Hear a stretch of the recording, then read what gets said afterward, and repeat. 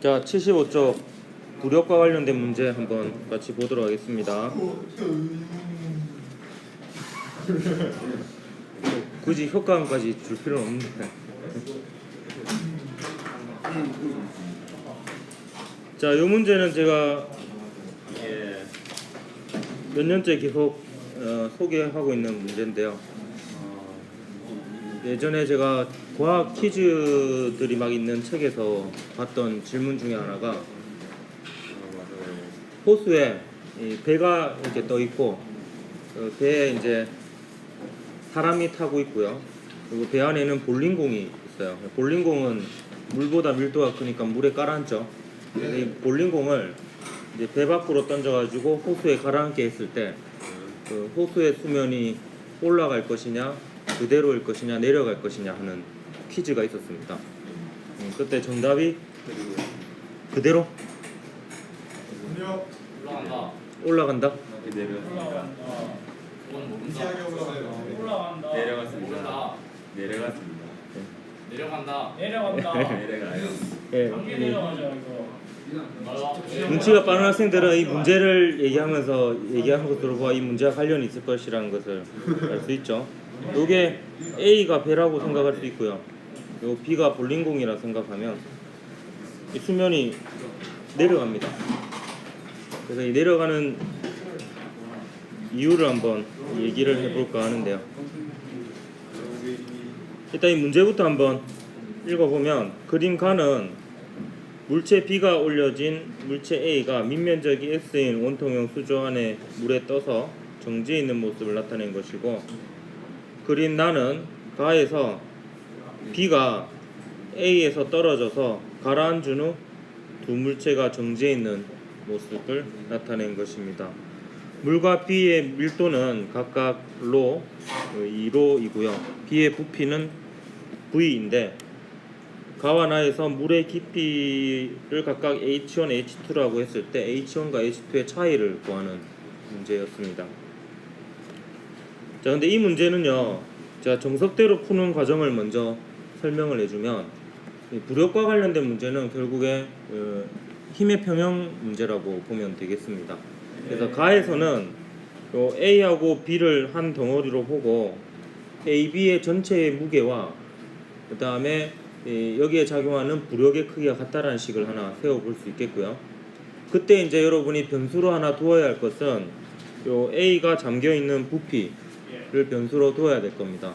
왜냐하면 그 부피만큼의 물의 무게가 결국 부력의 크기가 되는 거고요. 그리고 나에서는 A에 작용하는 중력과 A에 작용하는 부력의 크기가 같다라는 또 힘의 평형식을 세울 수가 있을 거고요. 그 다음에 H1과 H2의 차이를 구해라고 했잖아요. 그리고 밑면적 S가 나와 있습니다. 결국에 SH1하고 SH2를 표현할 수가 있는데 SH1은 물의 부피에다가 요 잠겨있는 부피를 더한 게 될 거고 그리고 SH2는 물의 부피는 변하지 않죠. 물의 부피에다가 여기서 A가 잠겨있는 부피에다가 그리고 B가 차지하고 있는 부피를 다 더한 게 SH2가 되어서 그 둘의 차이를 구해보면 H1과 H2를 구할 수 있는 그런 문제가 되겠습니다. 식이 4개가 필요하죠. SH1, SH2 그리고 각각의 힘의 평형식 그렇게 세워서 푸는 게 어찌 보면 그냥 정석대로 풀이하는 방법이고요. 그다음 제가 좀 더 개념적으로 설명하는 방법을 하나 소개를 해주면 우선 오른쪽부터 먼저 보면요. 지금 요 잠겨있는 부피만큼의 요 물의 무게가 뭐와 같냐 하면 A의 무게와 같죠. A의 무게와 같고 그 다음에 가에서도요 저 빨간색으로 색칠한 부피만큼에다가 추가로 더 잠겨 있다라고 볼 수가 있죠. 근데 이 추가로 더 잠겨 있는 요 부피가 결국에는 B의 무게와 같다라고 볼 수 있습니다. 왜냐하면 요 빨간색 부피와 파란색 부피를 합한 만큼의 물의 무게가 AB 전체의 무게와 같잖아요. 근데 이 중에서 빨간색 부피만큼의 물의 무게는 A의 무게와 같으니까 나머지 파란색 부피만큼의 물의 무게는 B의 무게하고 같습니다. 근데 여기서 요 B의 무게는요. B의 무게는 2로의 V의 G가 되겠죠. 예. 근데 요 녀석하고 요 녀석의 무게가 요 녀석만큼의 물의 무게가 같아야 되죠. 네. 예, 같아야 됩니다. 그럼 이때 물의 밀도가 로니까요. 이때 요 파란색 부피만큼의 부피는 얼마가 되어야 되느냐? 예, 2V가 돼야 됩니다. 그래야지 요 두 개가 같죠. 그렇기 때문에 요 파란색 부피가 2V라는 걸 알 수 있습니다. 그 말은 무슨 말이냐? 지금 SH1이요. 요만큼의 부피예요. SH1이 요 SH2는 요만큼의 부피고요. 근데 요 부피 안에 공통적으로 들어있는 것은 물의 부피가 공통적으로 들어있고요. 그 다음 빨간색 부피가 공통적으로 들어있고요. 차이에 해당하는 것은 요 파란색 부피만큼이 없어졌고 요 V만큼이 요 B의 부피가 V죠. V만큼은 증가를 한 겁니다. 근데 이 파란색 부피가 얼마냐 하면 2V잖아요. 그러니까 요 파란색 부피만큼은 감소했다라고 볼 수 있죠. 그렇기 때문에 파란색 부피만큼 감소하고 요 B의 부피만큼은 증가했으니까 결국에 V만큼이 감소했다 이렇게 볼 수가 있습니다.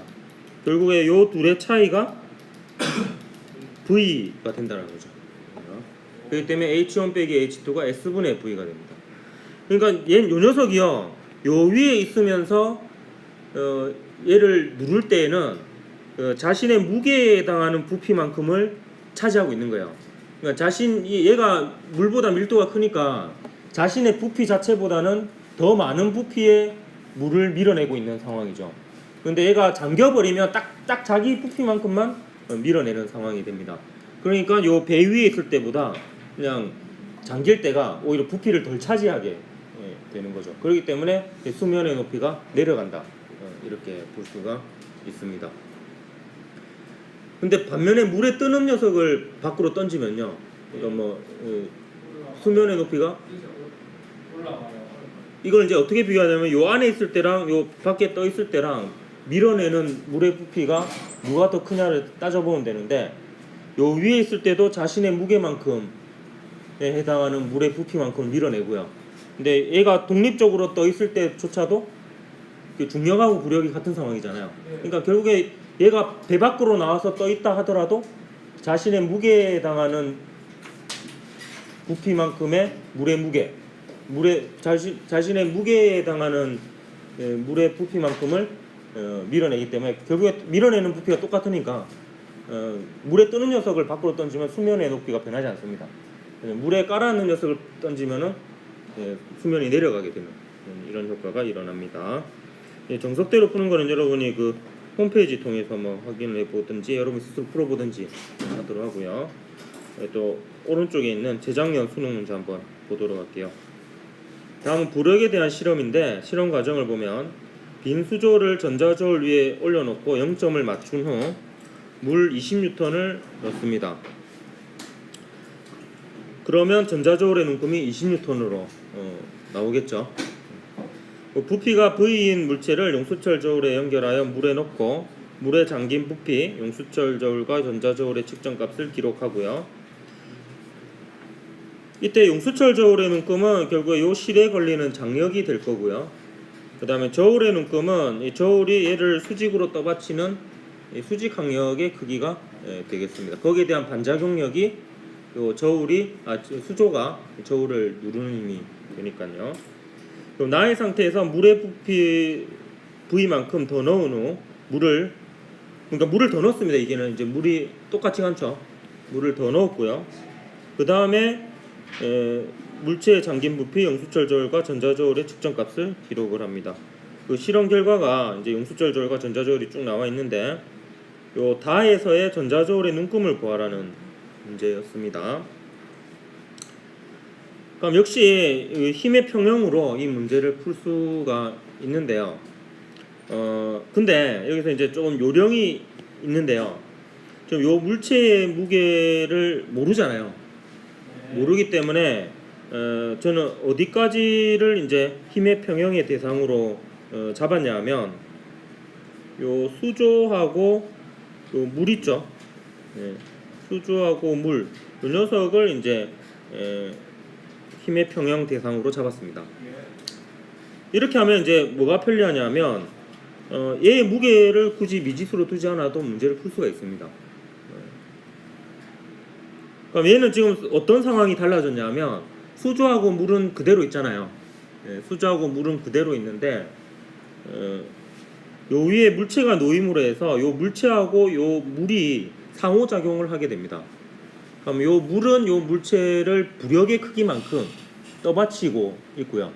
요 물체는 요 물을 그 부력의 크기만큼 아래로 누르고 있는 셈이 됩니다. 결국에는 얘가 누르는 그 부력의 크기만큼, 부력의 반작용력의 크기만큼 저울의 눈금이 커진다, 이렇게 볼 수가 있습니다.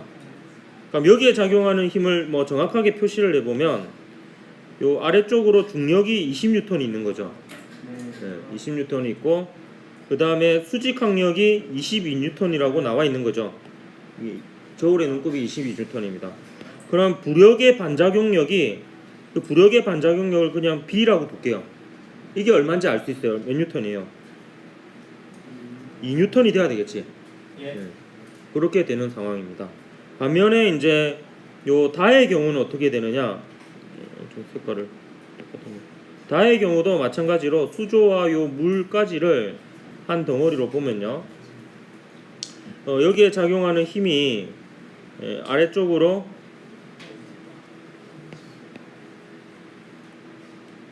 (20N이) 있는데 20N만 있는 게 아니라 V만큼의 물을 더 집어넣었죠. 그래서 물의 밀도를 로라고 둡시다. 물의 밀도를. 그럼 얘는 로 VG만큼 무게가 더 늘어났습니다.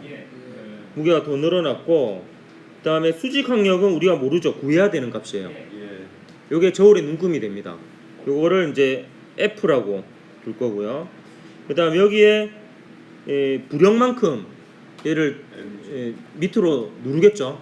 근데 얘랑 비교해 보면요, 얘는 4분의 1 V만큼 잠겨 있는데, 그러니까 이때 부력의 크기는 4분의 1 V만큼의 물의 무게거든요. 근데 얘는 2분의 V만큼 잠겨 있어요. 그렇기 때문에 얘가 B라고 하면 얘는 2B다, 이렇게 볼 수 있죠. 2B니까 이게 몇 뉴턴이에요? 4뉴턴입니다. 4뉴턴. 그럼 F를 구하기 위해서는 요 로 VG를 구해야 되는데요. 근데 여기서도 잘 보면 요 부력의 크기가요, 4분의 1 V만큼의 물의 무게잖아요. 그렇기 때문에 요 부력의 크기 2뉴턴이라는 거는 밀도가 로이고 부피가 4분의 1 V인 이 물의 무게와 같다, 이렇게 볼 수 있습니다. 그러니까 4분의 1 로 VG가 2뉴턴이라는 거죠. 그럼 요 결과로부터 로 VG는 얼마라는 걸 알 수 있어요. 로 VG는 4뉴턴이가 2뉴턴이 4분의 1 로 VG예요. 이게 8뉴턴이라는 걸 알 수 있죠. 얘가 8이에요. 그럼 요 20하고 8하고 요 4를 더하면 요 F가 되죠. 20뉴턴이 원래 물의 무게, 8뉴턴이 V만큼의 물의 무게, 추가된 물의 무게, 그리고 4뉴턴이 부력의 크기, 부력의 반작용력이 되죠. 물이 물체를 위로 미는 힘에 대한 반작용으로 물체가 물을 아래로 미는 힘이 되겠습니다. 그래서 이거 다 더하면 F가 몇 뉴턴이 됩니까? 32뉴턴이 됩니다. 그래서 답이 5번이 답이었던 문제였고요. 이때 용수철 저울의 눈금은 사실 필요 없었는데요. 뭐 용수철 저울의 눈금으로부터 뭐 부력의 크기를 구할 수도 있었습니다. 그건 어떻게 구하냐면 뭐 이렇게 풀어도 되는데요. 뭐 이렇게 부력의 크기를 찾았어도 됩니다. 요 제가 파란색으로 박스 친 요 물체에 대해서 그 힘에 대한 식을 써보면 여기 장력이 문제에서 다 주어진 거죠. 나에서는 38뉴턴이고 그 다음에 다에서는 36뉴턴으로 나와 있었죠. 그리고 이 녀석의 무게를 뭐 W라고 둡시다. W라 두면 그 다음에 나머지 부력의 크기가 이제 얘가 B면은 얘가 2B라고 이렇게 둘 수 있겠죠. 잠긴 부피가 1대2니까. 그러면 이제 얘를 구하면은 나를 구하면 b 더하기 38이 w고 다는 2b 더하기 36이 w니까 결국에 얘하고 얘가 같잖아요. 그렇게 계산해보면 또 그 부력이 2뉴턴이다 이렇게 구해도 됩니다. 그래서 그거는 이제 먼저 떠오른 방식대로 여러분이 문제를 풀면 되겠습니다. 그래서 이 문제는 굳이 용수철 저울의 눈금을 쓰지 않더라도 풀 수 있었던 문제였긴 했습니다. 그래서 여러분이 이 문제를 통해서 부력의 반작용을 쓸 수도 있다라는 거, 그거 좀 시야를 하나 좀 가지도록 합니다. 부력의 반작용력이 있다라는 거. 자, 그래서 부력에 관해서는 여기까지 하고 이제 유체에 관한 나머지 법칙들 한번 볼 텐데요. 파스칼 법칙 하기 전에 파스칼 법칙과 관련된 영상 하나 보고 또 시작하도록 하겠습니다.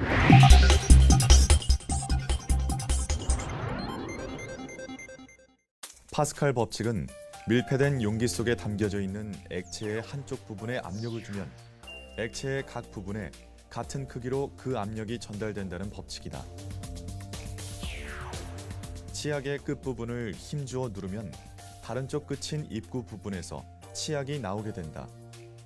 치약의 중간 부분이나 앞부분을 눌러도 마찬가지 현상이 생기게 되는데 동일한 압력이 전달되는 파스칼의 법칙으로 설명이 가능하다. 1653년 파스칼은 밀폐된 공간에 담긴 유체의 한 부분에 가해지는 압력은 유체의 모든 부분에 똑같이 전달된다는 것을 주장하였다. 즉, 관의 단면적이 작은 부분을 작은 힘으로 밀어도 반대편 큰 부분에서는 큰 힘이 생기게 되는데 이 압력을 이용하여 작은 힘으로 큰 힘의 효과를 얻는 것이다. 파스칼 법칙을 이용하면 유체에서의 지렛대인 유압 지렛대를 만들 수 있다. 유압 지렛대는 작은 힘으로 큰 힘을 발생시켜 힘의 이득을 얻을 수 있는 장치이다. 단면적이 작은 왼쪽 피스톤에 작은 힘을 가하면 파스칼의 법칙에 의해 같은 크기의 압력이 유체 모든 부분에 가해져 오른쪽 피스톤까지 전달이 된다. 그러므로 단면적에 비례하는 큰 힘이 물체에 작용하여 작은 힘을 사용하더라도 단면적이 큰 피스톤에 놓여있는 무거운 물체를 들어올릴 수 있게 되는 것이다. 파스칼 법칙은 유체에서 작은 힘으로 큰 힘의 효과를 가져올 수 있는 힘의 증폭과 관계된 물리 법칙이다.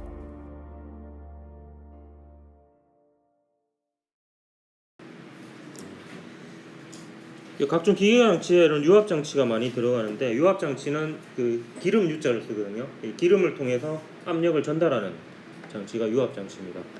장점은 이제 관의 모양을 마음대로 만들 수 있으니까 멀리까지 힘을 전달할 수 있고 방향을 자유자재로 바꿀 수가 있습니다. 파스칼 법칙 할 때는 그리고 참고로 요 페이지는요 제가 이거 박스 3개 쳐놨잖아요. 요 식만 정확하게 그냥 기억을 하면 적용할 줄 알면 문제는 다 풀 수 있습니다. 근데 이제 오늘은 그 식이 나오게 된 과정을 설명을 할 거예요. 근데 이 과정 같은 경우에 좀 알아두면은 좀 식을 이해하는 데 도움이 되니까 한 번쯤은 들어둘 필요가 있을 것 같습니다. 근데 파스칼 법칙 관련해 가지고는요, 원래 파스칼 법칙 이런 거예요. 여기에 이제 힘을 추가로 줘서 여기 압력이 증가하게 되면요, 이 부분만 압력이 증가되는 게 아니라 요하고 연결된 모든 유체의 압력이 동시다발적으로 다 증가합니다. 그게 이제 파스칼 법칙이에요. 근데 실제로 이제 파스칼 법칙이 문제화되어서 나올 때는 그냥 이게 요 기름이 정지된 상태로 나오고요. 이때 보통 높이가 같은 곳에 압력이 같다라는 식을 써서 뭐 압력을 구하든지 힘을 구해야 되는 그런 상황으로 문제가 나옵니다.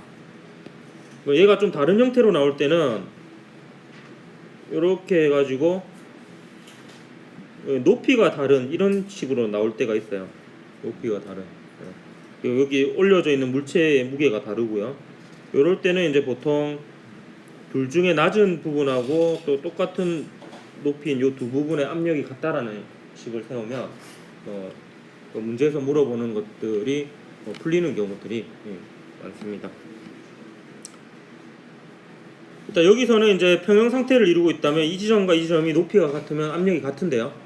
근데 이 지점의 압력을 P1, 이 지점의 압력을 P2라고 하면 사실 P1을 정확하게 표현을 하면요. 대기압도 써줘야 됩니다. 대기압 더하기 A1분의 그러니까 요 단면적 분의 F1 이렇게 해야지 정확한 P1이 됩니다. 그리고 P2도 마찬가지. 원래 정확하게는 대기압에다가 대기압 더하기 단면적 A2분의 힘 F2 이렇게 해야 되는데 어차피 대기압은 똑같잖아요. 네, 똑같으니까 대기압은 빼고 씁니다. 그래서 요 지점하고 요 지점의 압력이 같다는 식을 써보면 A1분의 F1은 A2분의 F2 뭐 이런 식이 됩니다. 그래서 면적이 큰 쪽이 힘이 더 크게 실리는 거죠. 이렇게 되고요. 그래서 무게가 F2인 물체를 들어올릴 때 F2보다 작은 힘 F1으로 들어올릴 수 있다라는 거예요. 그래서 지렛대의 원리하고 같고요.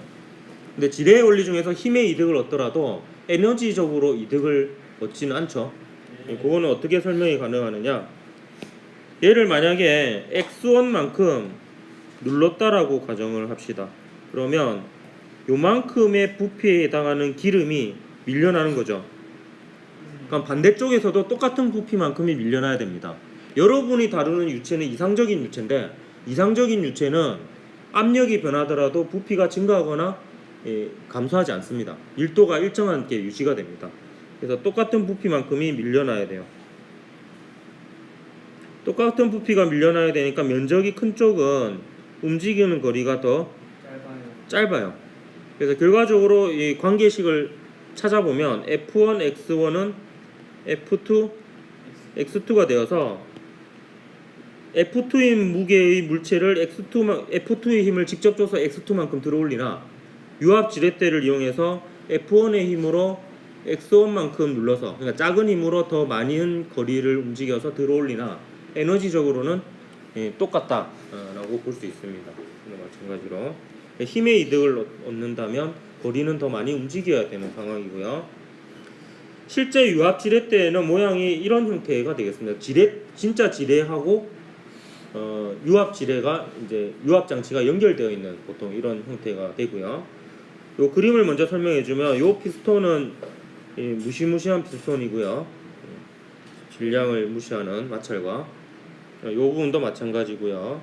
여기 피스톤의 단면적이 6S고 요 피스톤의 단면적이 S고 요 시커먼 부분은 기름이고요.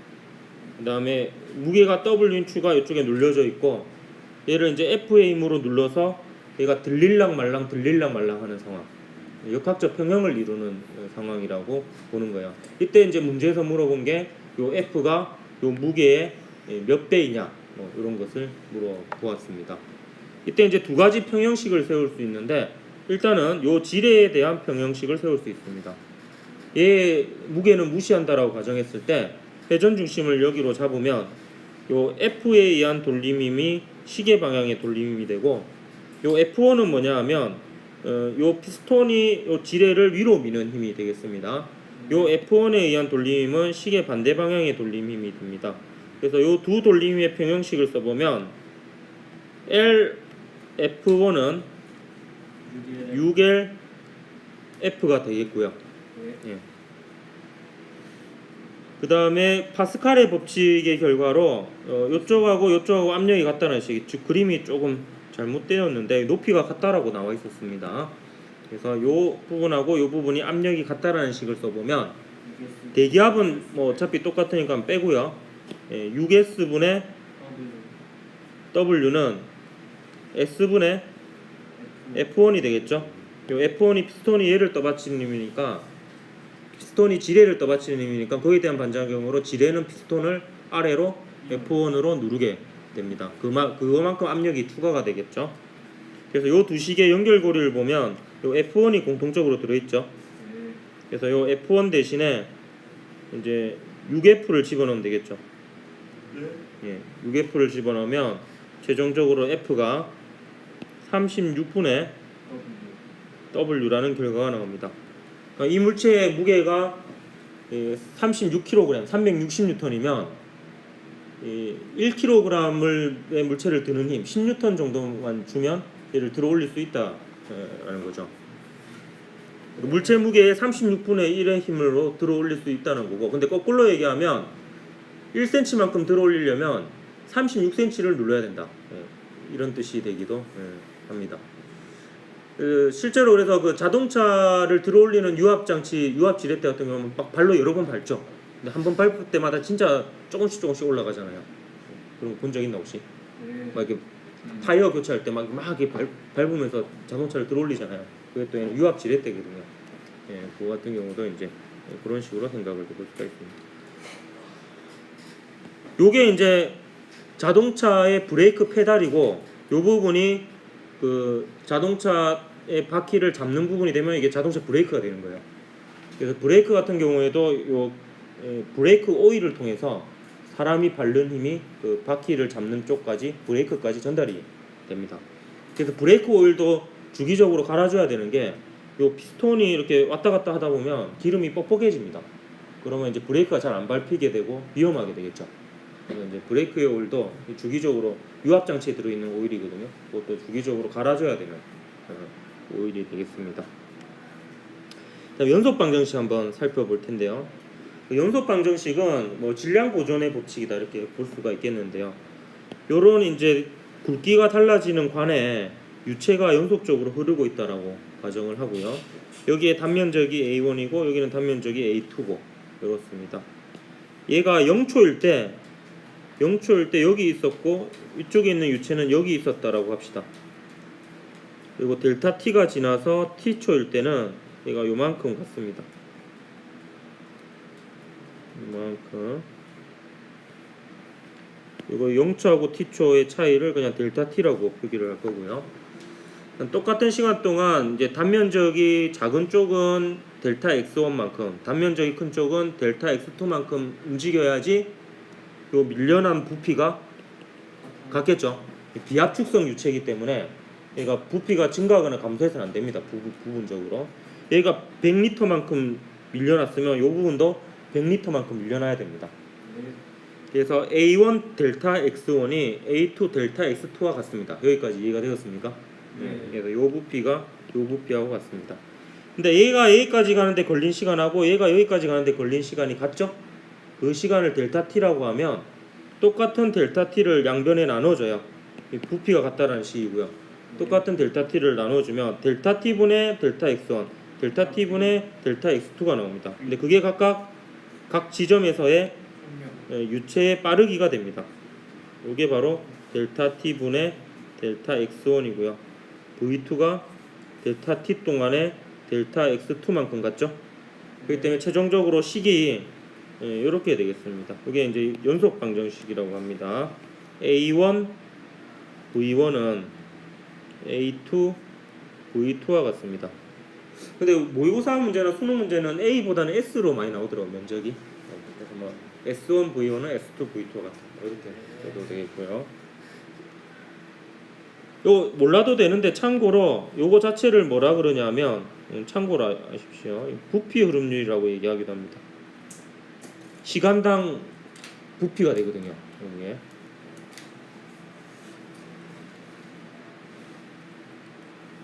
보면 얘가 부피잖아요.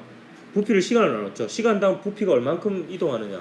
이기 때문에 부피 흐름률이라는 표현을 쓰기도 합니다. 근데 이제 밀도가 일정하니까 똑같은 부피만큼 밀려나야 되는 거죠. 질량은 보존돼야 되니까. 연속적인 흐름이고요. 그에 따른 뭐 당연한 결과이다. 이렇게 볼 수 있습니다. 요거는 베르누이 법칙하고 항상 쌍으로 같이 이렇게 이용해야 되는 경우들이 많으니까 좀 기억을 하도록 하고요. 근데 마지막으로 요 베르누이 법칙식을 유도해 보도록 하겠습니다. 유도하는 과정은 여러분 한번 듣고 이해한 다음에 잊어버려도 괜찮습니다. 일단 이 식을 쓸 거예요. 어떤 식을 쓸 거냐면 여러분 역학적 에너지 얘기할 때 중력위에 뭐 다른 힘이 한 일은 역학적 에너지 변화와 같다라는 식 기억이 납니까? 그래서 이 경우에는 이 중력위에 다른 힘이 한 일이 유체에 작용하는 압력이 한 일이 되는 거고요.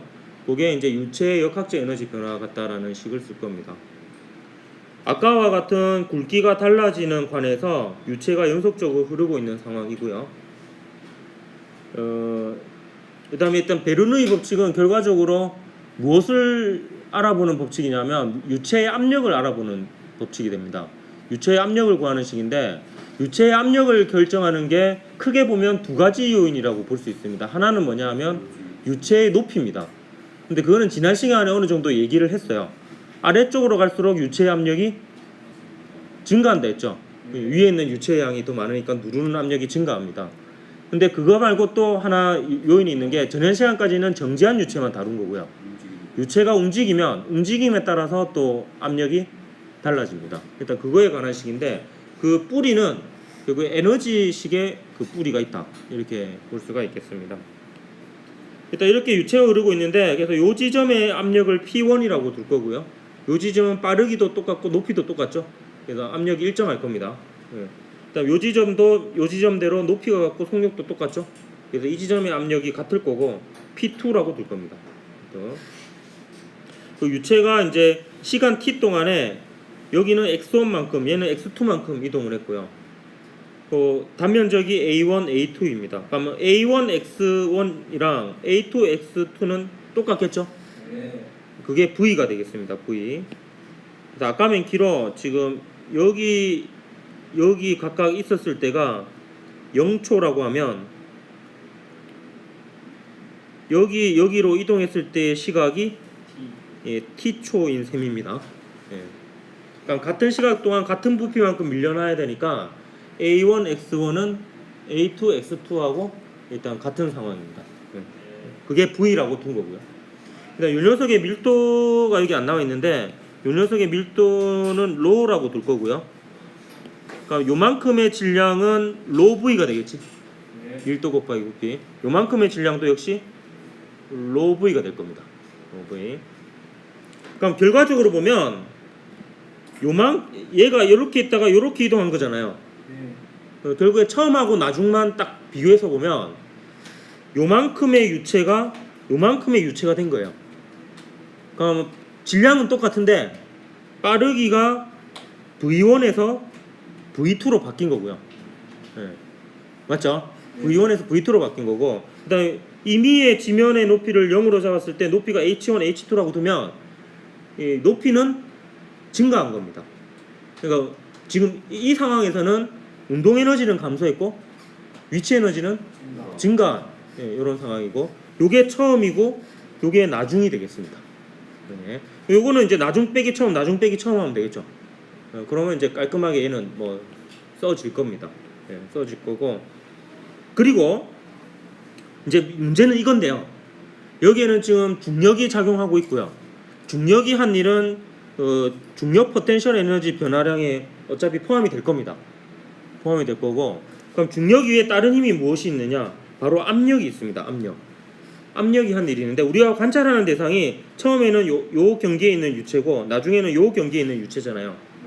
그럼 이 유체를 한번 생각해 보면 요 유체가 우리 관찰 대상이 됩니다. 그러면 요거를 이제 우리가 관찰할 대상이라고 생각을 하면 관찰할 대상이 딱 설정이 되면 유체의 압력에 의한 힘의 방향이 결정되죠. 그 관찰 대상의 면에 수직으로 미는 방향이 압력의 방향이 됩니다.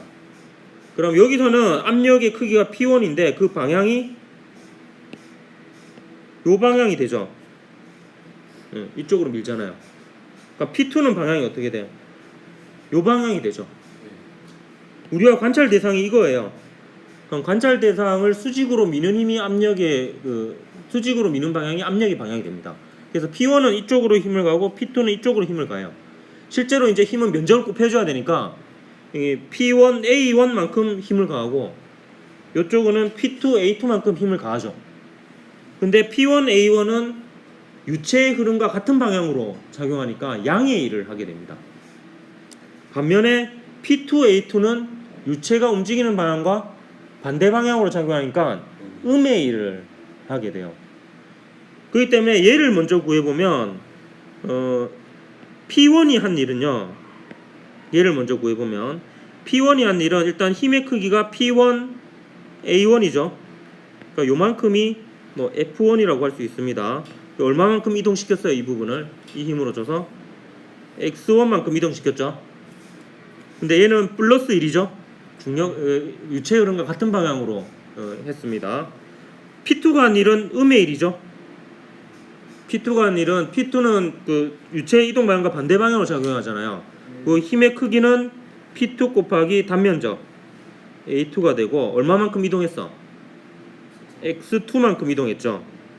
요만큼이 힘이고요. 힘 곱하기 이동 거리한 게 1이죠. 이렇게 됩니다. 근데 이 중에서 A1 X1하고 A2 X2를 비교해 보면 이게 바로 부피 V가 됩니다. A1 X1 그리고 A2 X2 부피 V가 됩니다. 그래서 중력 이외의 다른 힘, 압력이 한 일을 구해 보면 P를 묶어 보면요, V를 묶어 보면 P1 빼기 P2 V가 되는 거죠. 그게 중력 이외의 다른 힘이 한 일이 됩니다. 그래서 이게 왜 이렇게 되는지 알겠습니까? 압력이 한 일이고요. 그게 이제 나머지는 운동 에너지의 변화, 포텐셜 에너지 변화예요. 운동 에너지니까 2분의 1 mv 제곱이잖아요. m 대신에 rho v를 넣은 겁니다. 2분의 1 m에 나중 속력 v2의 제곱 빼기 처음 속력 v1의 제곱 이렇게 한 거고요. 그 다음에 포텐셜 에너지 변화 mgh죠. m 대신에 rho v가 들어간 겁니다. 밀도 곱하기 부피에. 그래서 mgh2 빼기 mgh1 이렇게 한 겁니다. 그럼 요 식을 이제 정리하면 베르누이 법칙이 됩니다. 여기서 V가 날아가죠. V가 날아가고요. 그 다음에 1은 1끼리, 2는 2끼리. 그러니까 위치 1에 해당하는 물리량은 위치 1에 해당하는 물리량끼리, 위치 2에 해당하는 물리량은 위치 2에 해당하는 물리량끼리 묶어보면 식이 이제 단순해지죠. P1 더하기 P하고 로를 구분해서 쓰십시오. 로지 H1 더하기 2분의 1 로 V1의 제곱은 P2 더하기 로지 H2 더하기 2분의 1 로 V2의 제곱 이렇게 되겠습니다.